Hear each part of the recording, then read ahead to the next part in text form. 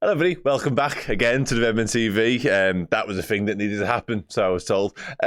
Sad. What else needed to happen was Liverpool needed to be miles better in the second half than they were in the first, because my Christ, that first half was grim. Really grim. As much as, you can look at the numbers and sort of the stats around it and, possession, territory, yada, yada, yada. We probably deserved to go in 1-0 down because Southampton clearly grew in confidence, clearly grew in belief that they were in the game. And let's have it right, as much as people will look at it as arrogance, overconfidence, whatever, heading into the match, in terms of what we believe the scoreline could be, we were all sat here giving it threes, fours, whatever, cricket scores, some of us.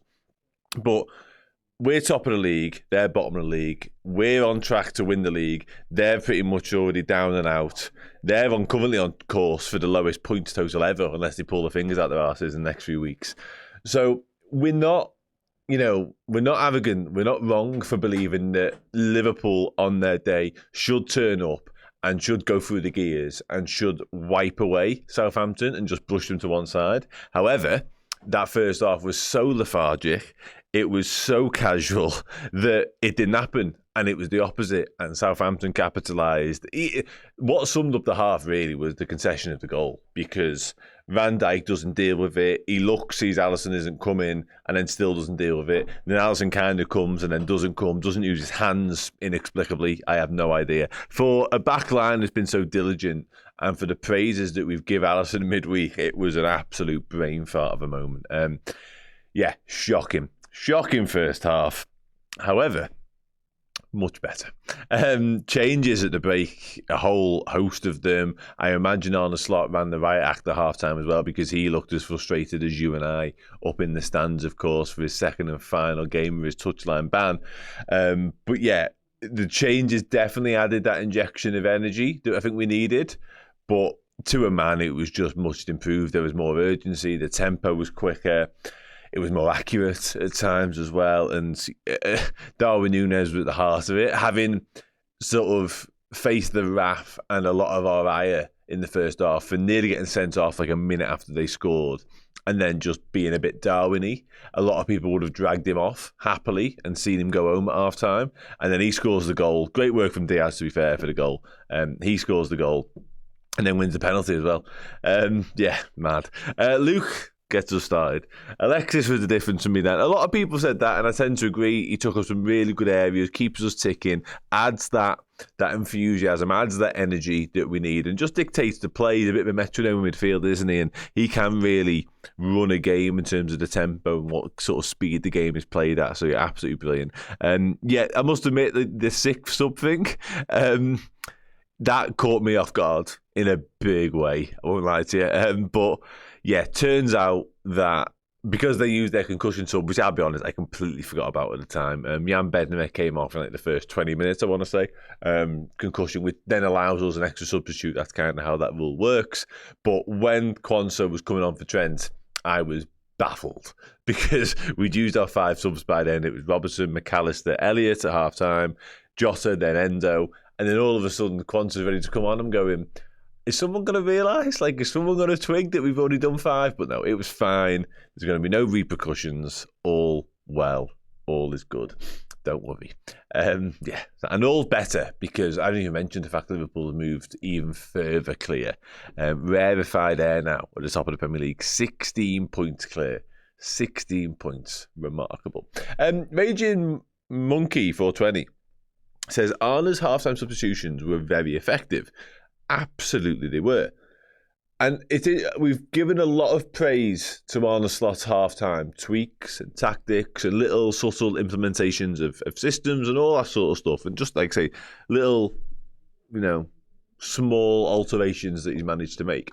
This was a big one. I don't think he's made such sweeping changes at a break. And I don't think he's had to deliver such a critical half-time team talk than this one, to be honest with you, because as much as we were played off the park for large parts of Wednesday night against PSG, that was against a very, very good PSG side who were absolutely on it.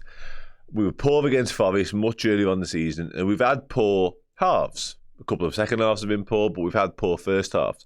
But I don't think we've played collectively quite as poorly as that. And the amount of changes he made at the break showed just how poor it was and exactly what Arne Slot thought of it as well, I think it's fair to say. But yeah, credit to him and credit to the players for the response, because it was much, much needed. We couldn't have played anywhere near as poorly as we did in the first, because we'd have walked away with our tail between our legs, having been humbled by a very, very poor Southampton side as well.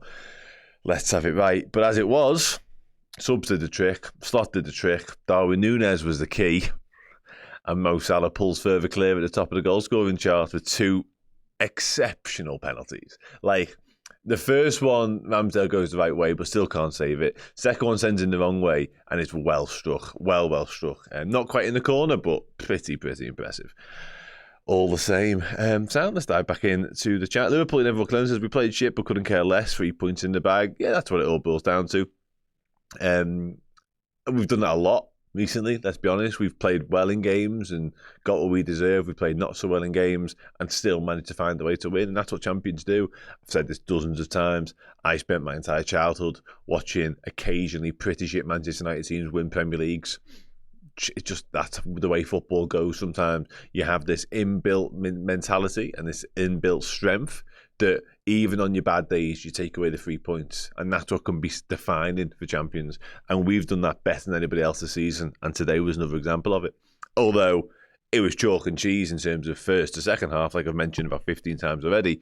But still, even the second half performance wasn't all conquering. It wasn't completely commanding. Like, it was more than enough to get the job done, though. Scouts Patriots is the perfect warm-up for PSG. I'll take your word for that. I'm not sure that's entirely true. We had to go a bit more to the well than I would have liked. Even in taking Trent off in like the dying embers, I would like that to have been half an hour earlier, but we didn't have the breathing room with which to do it, of course. So yeah, Cisse, yeah, that's a good point actually. I hadn't thought about making the mistakes today on this watch and getting away with it, as opposed to potentially midweek and even potentially worse in a Carabao Cup final next week. So you get out your system and don't do it again. Anyone, not just Alisson and Virgil, because that was a real lapse in concentration. Somebody, one of them, has to take control of the situation, and it's Virgil, to be honest with you, because it's in his sphere. It's literally under his control to do exactly that. And instead, he just waits to the point whereby it's just a mess by the end of it. What do I put the first half performance down to? Yeah, a little bit of fatigue, I think. I think there were certainly elements of that. I never like using the word complacency, but it did look as though we just thought we could turn up and just be in, like, you know, second stroke, possibly third gear, and just cruise through it a little bit. But I actually thought we started okay. There's a Curtis Jones chance early doors, which is good football. And it's a well-struck effort, actually. It's just wide. If that goes in, the whole game might be a different story. I think the stop in play never helped us. We never really got our momentum built up again, or any rhythm. And then, as I mentioned earlier on, Southampton grew in confidence a little bit. But we never responded to that either. And then obviously we go in the goal down, poor defending, as I've mentioned. So yeah, frustrating. Thank you very much. And I've seen so many moments that are too negative. I don't think I'm negative at all. I'm just trying to assess the game as I saw it. It was fucking crap first half, and it was much better second half. And we got all 3 points and we're 16 points clear. That's literally how it was. I can't sit here. It'd be disingenuous of me to say I thought we were good in the first half, because I honestly don't think we were at all. We got into some dangerous areas every now and then, but it was a whole load of nothing, really. But I honestly think the Curtis Jones moment that I just touched upon was the best bit of football that we produced in that first half, and that was in the early minute, the opening stages, possibly the first 10 minutes, something like that. Good, we're all happy. But I'm a realist as well, and we've got so much more to achieve and accomplish this season. I can't just sit here and just, like I say, gloss over what was a pretty, you know, wretched display, uncharacteristically wretched, potentially, for a little bit. But with PSG in midweek, with Newcastle in the final after, you can't keep putting in below par performances, because you'll get found out eventually. You know what I mean? Like, Alisson saves the day in midweek. We managed to turn it around second half today. Boss, at some point, certainly when it comes to Champions League stuff, you're going to have to put minute 1 to minute 90 performances together on a consistent basis. And we can. We absolutely can. but we didn't today. It's as simple as that. Salah was trying to force his assist today. Should just let it come. Yeah, possibly. Yeah. Should let it come naturally rather than trying to force it. Okay. We had an incredibly hard game against PSG ahead of us. Yeah, we do. I know the numbers around Salah. Honest to God, I obviously update them on socials every single time he does anything, really. And it blows my mind. I always have to double and triple check what I'm actually writing because it's just ridiculous at this point. Like, it's the 8th of March and he's up, I think it's 53 goal involvements now in all comps, possibly 54 with a second pen. I'll have to check that. Silly. Silly. And again, I said it a minute ago, both pens were top draw. They really were. Remarkable footballer. And what he's doing is frightening right now. No news on Gakpo. Hopefully he's back sooner rather than later. Rafa's back. Not saying it was great, but it wasn't the worst. Just made one mistake. We all knew we would score 2 or 3. Yeah, maybe. We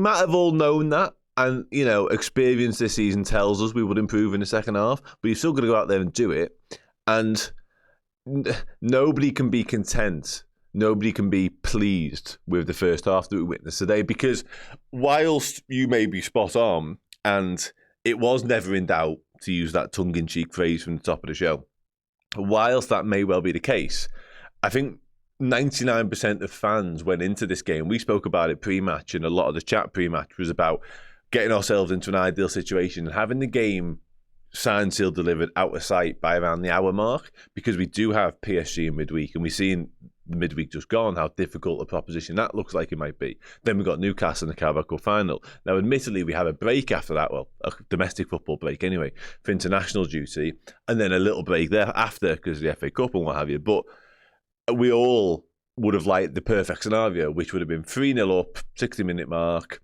and get some of the key players off. The ones most in need of a rest, off they come. We never manufactured that situation because we were so off it in the first half. It's as simple as that. So I imagine Arne Slot would have had best laid plans as well. So he would have been annoyed by the first half performance, hence making all the subs, So I take your point, and I tend to agree, because I do think Liverpool have always going to respond and be better. But again, we could have made life much simpler. And it does sound almost, it smacks of a little bit of arrogance sitting there and saying we should have been 3-0, 4-0 up. But teams do this to Southampton on a regular basis, and we're a fucking good football team. So it wasn't out of our remit and out of our sort of realms of possibility to do exactly that to them. But we just never turned up. We never looked likely of doing that in the first half, to be honest with you, either. Hey, Johnny Eitinger's mighty Reds, eh? What happened to Alisson today? Shows goalkeeper. Yeah, honestly, like, to go from that performance in midweek, and he wasn't called upon loads, obviously, let's have it right, but it just shows you how up and down a life it can be as being a keeper, as you say there. 1 minute the absolute bee's knees, and we're claiming or suggesting he's the best to ever do it in Liverpool colours, which might well still be the case, by the way. And then all of a sudden there's a bit of a lapse in concentration, and all of a sudden, we're 1-0 down against Southampton. Southampton had nothing to lose. We had plenty.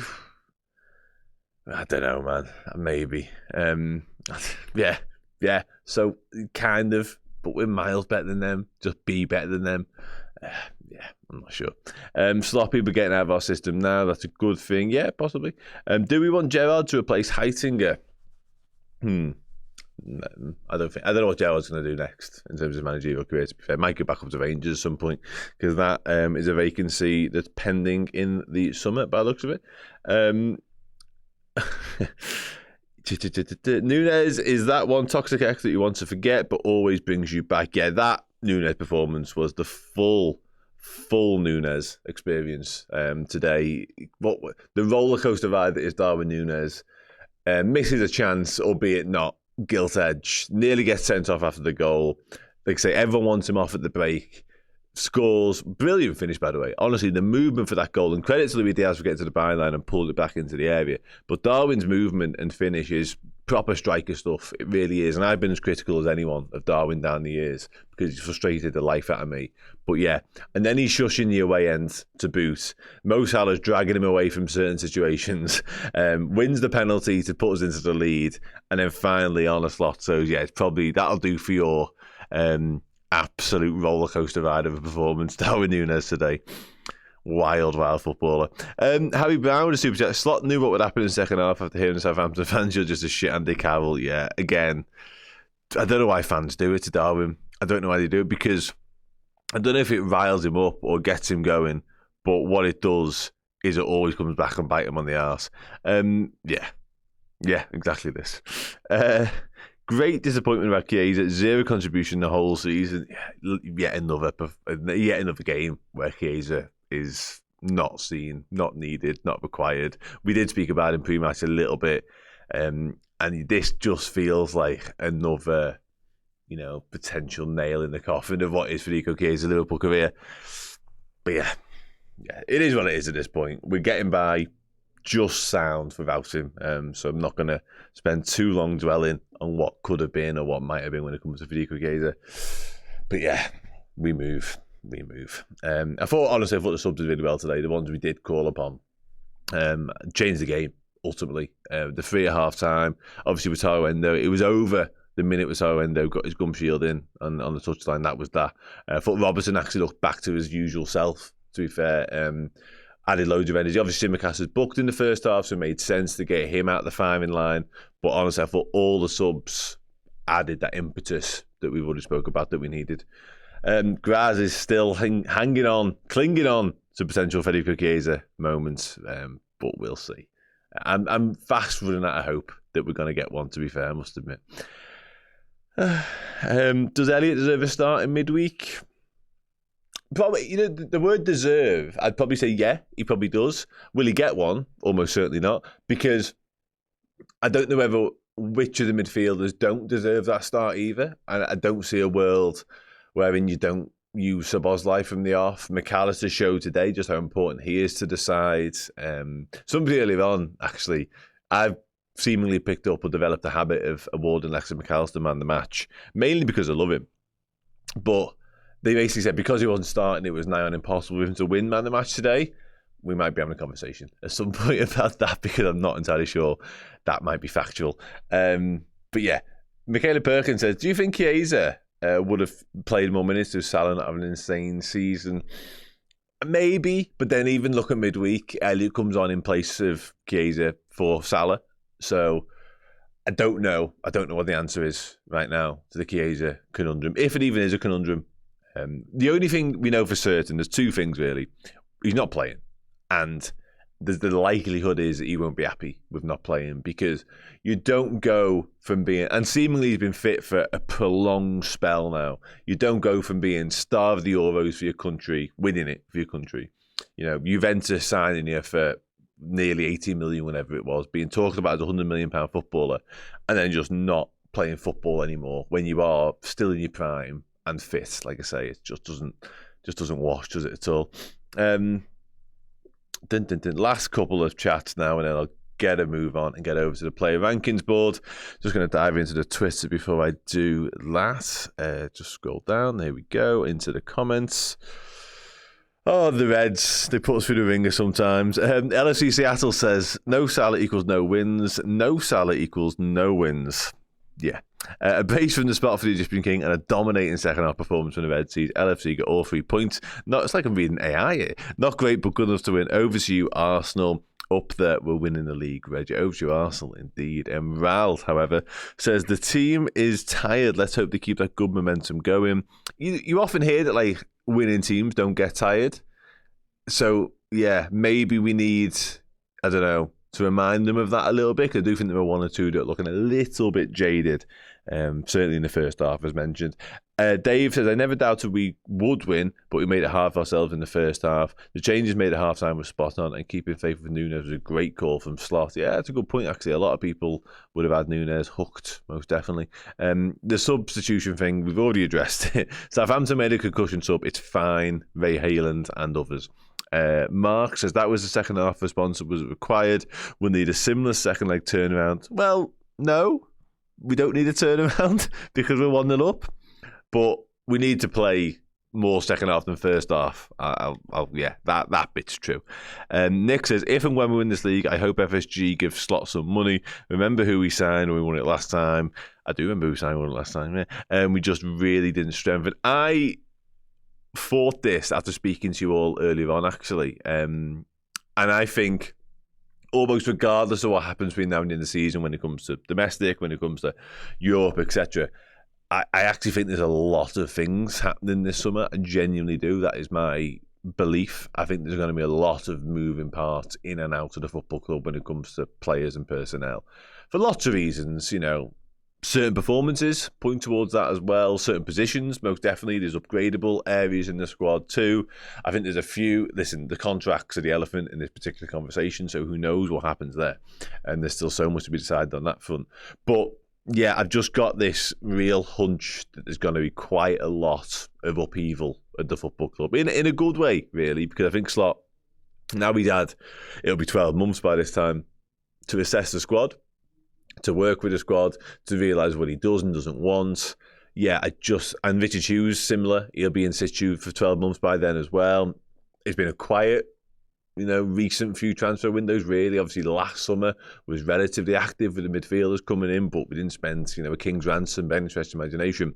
So, yeah, I've just got this funny feeling that it's going to be a chaotic summer transfer-wise as well. I hope it will be, if I'm being honest, because as boss as we are and as successful as this season looks like it may be, I still believe there's improvements that can be made, and why wouldn't you, if that's your belief ultimately? And I think Slot thinks the same as well, for what it's worth. And he's made a couple of comments recently as well to suggest that may well be the case. Isak, possibly. I'd love him, I'll tell you that. I'd absolutely love him. Klopp has to be invited to the celebration. Well, he's already said he'll be here in Liverpool. He said he'd be amongst the fans.